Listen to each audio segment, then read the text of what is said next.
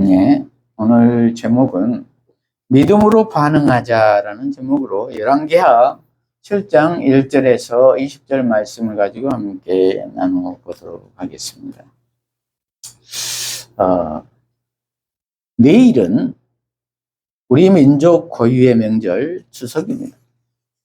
즐겁고 행복한 명절 되시기를 바랍니다. 오늘 저와 여러분은 오늘 본문을 보면서 하나님의 말씀에 어떻게 반응해야 할 것인지를 살펴보았으면 좋겠습니다. 오늘 본문 전체 줄거리를 살펴보면은 전탈락에서 아람과 이스라엘 간의 전쟁 상황이 펼쳐집니다. 이스라엘은 아람군에게 포위되어 그리고 기근까지 겹쳐서 다 죽게 되었습니다. 그런데 북이스라엘 선지자 엘리사가 전쟁 후의 상황에 대해서 좋은 예언을 합니다. 회복의 예언을 합니다. 그러자 왕을 시중드는 시종무관이 어떻게 그런 일이 있겠느냐고 불신앙의 반응을 보입니다. 그러나 그 이후에 보면은 말씀대로 이루어지고 그 시종무관은 백성에게 짓밟혀서 죽게 됩니다. 그리고 그 이후로 시리아의 전쟁이 그쳤다고 기록하고 있습니다. 오늘 본문을 통해서 살펴보도록 하겠습니다. 1절부터 보면은 엘리사가 이르되 여호와의 말씀을 들을지어다. 여호와께서 이르시되 내일 이맘때에 사마리아 성문에서 고운 밀가루 한 쌀을 한 세겔로 매매하고 보리 두 수알을 한 세겔로 매매하리라 하셨느니라. 이렇게 기록하고 있습니다. 이 말은 곧 회복이 된다는 것입니다. 그리고 그 당시의 상황을 잠깐 살펴보면 심하게 심각한 상황이었습니다. 그때 당시는 6장 25절을 보면 전달락이죠. 6장 25절을 보면은 나귀 머리 하나에 은 80세겔에 거래되었다고 합니다. 그런데 나귀 머리는 그때 당시에 식용이 금지된 짐승이었다고 합니다. 부정한 짐승이었기 때문에 됐다고 해요. 그런데 은 80세겔에 거래되고 비둘기 똥이 4분의 1갑 약 300g 1.2리터에 은 5세겔에 판매가 되었다고 합니다. 그러니 굉장히 비싼 그런 물가의 상황이죠. 못 먹는 것들이 이렇게까지 비쌌다면 얼마나 비쌌겠습니까? 그때 당시에는 은 1세겔은 14g으로 4일 임금에 해당한다고 합니다. 그래서 전달락 6장 26절부터 보면은 어머니가 자기 아이를 잡아먹는 아주 절박한 상황이 펼쳐지지요. 26절에 보면은 이스라엘 왕이 성위로 지나갈 때 한 여인이 외쳐 이르되 나의 주 왕이여 도우소서. 왕이 이르되 여호와께서 너를 돕지 아니하시면 내가 무엇으로 너를 도우랴? 타작 마당으로 말미암아 하겠느냐? 포도틀로 말미암아 하겠느냐 하니라. 또 이르되 무슨 일이자니? 여인이 대답하되 이 여인이 내게 이르기를 내 아들을 내놓아라. 우리가 오늘 먹고 내일은 내 아들을 먹자 하매 우리가 드디어 내 아들을 삶아 먹었더니 이튿날에 내가 그 여인에게 이르되 내 아들을 내놓아라. 우리가 먹으리라 하나 그가 그의 아들을 숨겼나이다 하는지라. 이렇게 기록하고 있습니다. 참으로 처참한 상황입니다. 부모가 자식을 잡아먹어야 되는 아주 절박한 상황입니다. 그러니 그 당시에 민심이나 경제 상황이 어떠했겠습니까? 아이 짐작하고도 남음이 있습니다. 그런데 그 상황에 선지자라고 하는 엘리사가 왕과 시종무관이 있는 장소에서 오늘 본문의 말을 하고 있는 것입니다. 고운 밀가루 한 수알을 한 세겔에 보리 두 수알을 한 세겔에 살 수 있을 날이 곧 올 것이다. 이렇게 말합니다. 한 스와는 7.3리터입니다. 보리 두 스와는 14.6리터입니다. 그런데 그것을 한 세겔로 살 수 있을 것이라는 것입니다. 한 세겔은 11.42g입니다. 이 말은 엄청나게 싸게 살 수 있을 것이라는 것입니다. 아주 풍족한 상황이 곧 올 것이란 말입니다. 그런데 지금 자기 아이를 잡아먹을 만큼 먹을 것이 없는 상황에서 엘리사가 이런 말을 한다는 것입니다. 그러니 이해가 되겠습니까? 공수표를 날린다고 생각을 한 것입니다. 그래서 그 당시에 장관격인 시종무관이 말합니다. 2절에 보면은 그때의 왕이 그의 손에 의지하는 자 곧 한 장관이 하나님의 사람에게 대답하여 이르되 여호와께서 하늘에 창을 내신 줄 어찌 이런 일이 있으리요 하더라. 엘리사가 이르되 네가 네 눈으로 보리라. 그러나 그것을 먹지는 못하리라 하니라. 이렇게 기록하고 있습니다. 여기에서 하늘에 창을 낸다는 말은 하늘에 있는 창고문을 여신다고 할지라도 어찌 그런 일이 일어날 수 있겠느냐 이렇게 말하고 있는 것입니다. 하늘이 두 쪽이 나더라도 그런 일은 없을 것이라는 것입니다. 불가능한 일이라는 것입니다. 저와 여러분은 어떻게 생각하십니까? 이러한 상황에서 과연 가능하다는 생각이 드십니까? 우리의 이성적인 생각으로는 전혀 불가능한 일일 것입니다. 그때가 전쟁 상황이며 포위된 상황이며 거기에 기근까지 들어 식량이 아주 바닥이 난 상황입니다. 사면초가입니다. 뚫린 길은 하늘밖에 없습니다. 그래서 시종무관이 하늘의 창고문을 연다고 해도 불가능한 일이다 이렇게 말하고 있는 것입니다. 그리고 이야기는 화면이 바뀌어 성 밖에 있는 나병 환자 이야기로 전환됩니다. 3절에 성문 어귀에 나병 환자 4사람이 있더니 그 친구에게 서로 말하되 우리가 어찌하여 여기서 앉아서 죽기를 기다리랴. 만일 우리가 이 성읍으로 가자고 말한다면 성읍에는 금주름이 있으니 우리가 거기서 죽을 것이요 만일 우리가 여기서 머무르면 역시 우리가 죽을 것이라. 그런즉 우리가 가서 아람 군대에게 항복하자. 그들이 우리를 살려두면 살 것이고 우리를 죽이면 죽을 것이라 하고 이렇게 기록하고 있습니다. 아주 사생결단을 한 것이죠.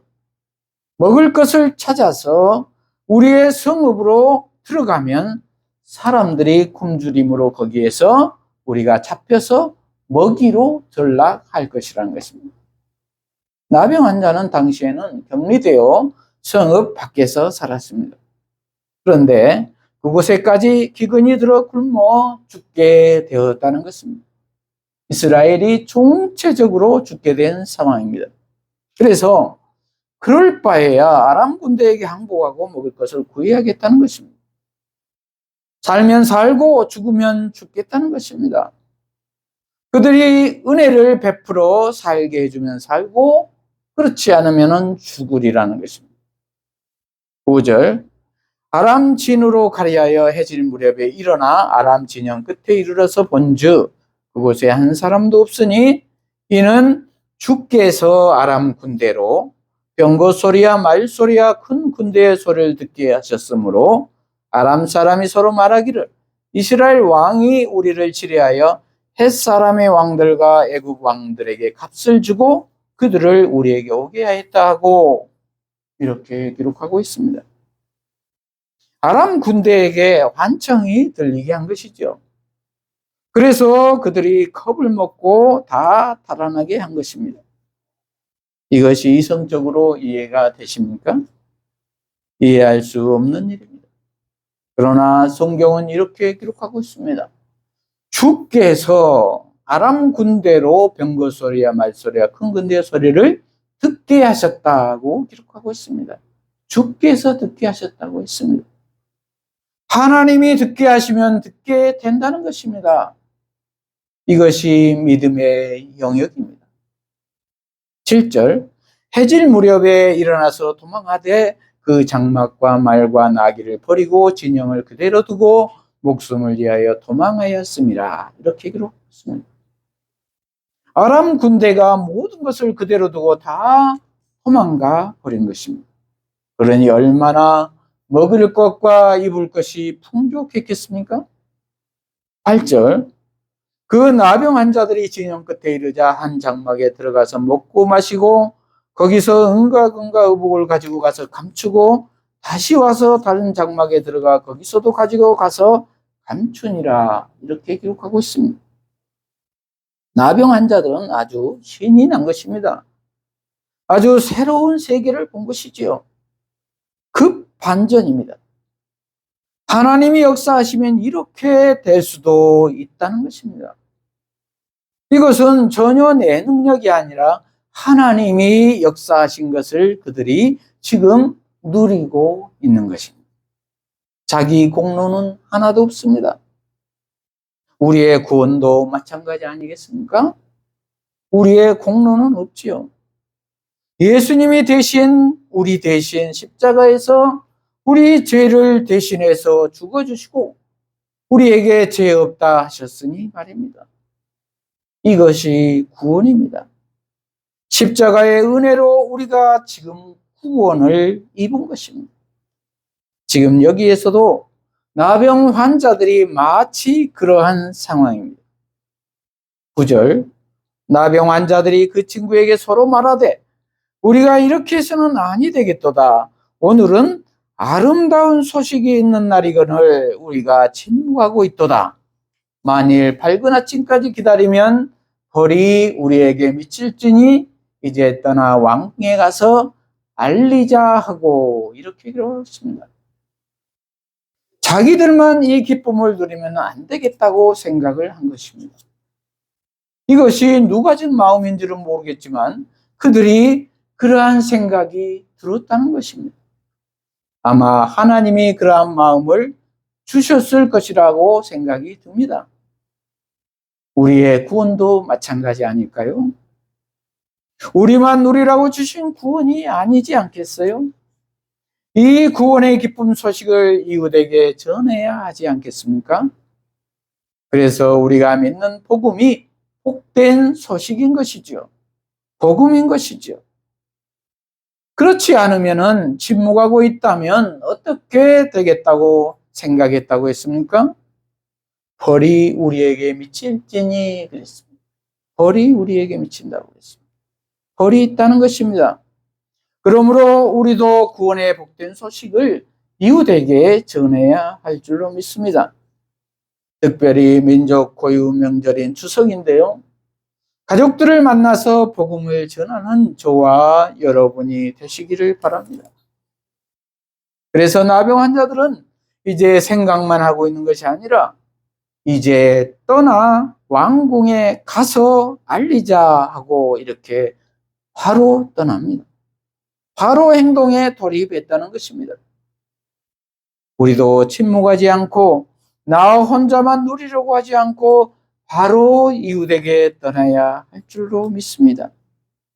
10절, 가서 성읍 문지기를 불러 그들에게 말하여 이르되 우리 아람 진에 이르러서 보니 거기에 한 사람도 없고 사람의 소리도 없고 오직 말과 나귀만 매어 있고 장막들이 그대로 있더이다 하는지라. 이렇게 말합니다. 성읍 문지기가 듣기에는 너무 뚱딴지 같은 소리를 하고 있다고 생각하지 않았을까요? 아마 그랬을 것 같습니다. 그런데도 그 성읍 문지기는 11절, 그가 문지기들을 부르매 그들이 왕궁에 있는 자에게 말하니 이렇게 기록하고 있습니다. 그들은 확신은 없었지만 전달은 한 것입니다. 이 문지기도 나중에 보면 하나님께 크게 사용된 것이죠. 그러므로 우리도 믿으면서 구원의 확신이 다 들지 않더라도 복음은 있는 그대로 전해야 한다는 것입니다. 그리하면 하나님의 크신 구원의 계획 안에 들어오면은 아주 귀하게 다 쓰임받게 된다는 것입니다. 우리도 우리가 다 알아서 마스터해서 복음을 전하는 것 아니잖아요. 다 모르지만 그냥 하나님의 사역에 순종하는 것입니다. 12절 왕이 밤에 일어나 그의 신복들에게 이르되 아람 사람이 우리에게 행한 것을 내가 너희에게 알게 하노니 그들이 우리가 줄인 것을 알고 있으므로 그 진영을 떠나서 들에 매복하고 스스로 이르기를 그들이 성읍에서 나오거든 우리가 사로잡고 성읍에 들어가겠다는 것이니라 하니 이렇게 기록하고 있습니다. 왕의 생각이 치밀합니다. 바로 받아들이지 않지요. 그들이 술수를 써서 진영을 비워두었다가 매복하고 있다가 성읍에서 나오면 치려고 하는 유인하는 계획을 가지고 있다는 것입니다. 아주 당연한 생각입니다. 역지사지한 지혜로운 생각이죠. 우리도 누구나 이러한 생각을 가질 수 있다고 생각합니다. 그러나 하나님의 입장에서 보면 어떠한 생각이 들겠습니까? 참 믿지 못하는구나. 의심이 참 많구나. 이러한 생각을 하시겠지요. 나병 환자들과 비교해 보면 어떻습니까? 나병 환자들은 그렇게 행동하고 나갔던 것이 사면초가로 더 이상 갈 곳이 없는 절박한 상황이었지만 죽으면 죽으리라 하고 하늘의 도움만 바라고 나갔다면 지금의 성 안의 왕은 아직도 비빌 언덕이 있는 것입니다. 그래서 나병 환자의 말이 사실임에도 불구하고 믿지 못하고 의심하고 있는 것입니다. 저와 여러분은 우리의 구원에 대한 그리고 매일의 삶 속에서 일용할 양식으로 하나님의 공급하심에 대한 생각은 어떠하십니까? 의심하고 있지는 않습니까?